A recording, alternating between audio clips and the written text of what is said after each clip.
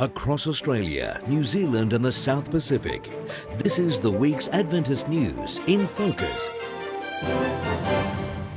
Hello, thanks for joining me. I'm James Venegas, filling in for David Gibbons just for this week. New Zealand Sanitarium, a market leader in breakfast and health foods, will now manufacture 5 boutique health food brands as well.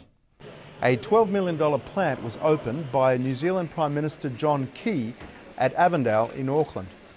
The new facility brings together 5 niche brands under one roof, with a new company, Life Health Foods, being created to coordinate the manufacture and marketing. Well, Sanitarium's a very, very good company. It's very community-minded. It believes in the product that it's producing, and it believes in pouring the profits that it makes back into the community. Sanitarium is wholly owned and operated by the Seventh-day Adventist Church. Locals on Vanuatu's remote Merilava Island are celebrating and giving thanks after completing the construction of the island's first airstrip. The government had failed to deliver on its promise to build an airstrip, so the islanders had to build it themselves, by hand. The project also had the support of Dr. Mark Turnbull, an Adventist missionary doctor who pilots his own plane between Vanuatu's isolated northern islands. An airstrip on Merilava will allow Dr. Mark to make regular house calls as well as carry out emergency medical evacuations.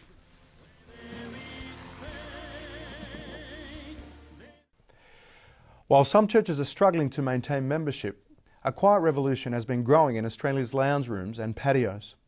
Following trends in North America, many Christians, along with those who are not spiritually committed, are meeting in home groups rather than in church buildings. Home church supporters say it's a much more biblical way to worship and is more effective in terms of spiritual growth and evangelism. Some home churches, such as the Adventist-based Excel groups, exist as part of a network, coming together every few months for a community celebration.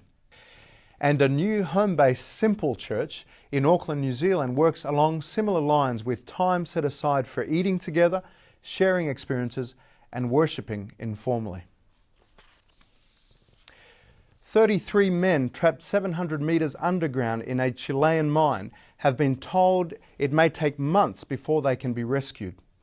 But they've been provided with food, light and hope in the form of 33 Bibles, small enough to fit down a narrow shaft that has been the miners' lifeline.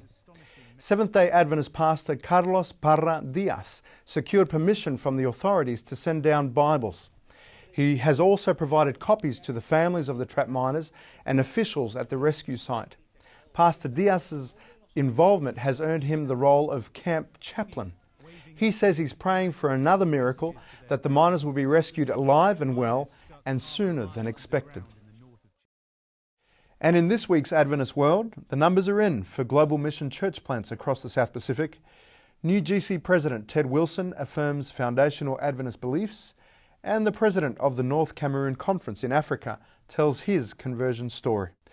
That's the news for this week. Don't forget you can access daily updates of breaking Adventist news at record.net.au. Thanks for joining me. I'm James Venegas.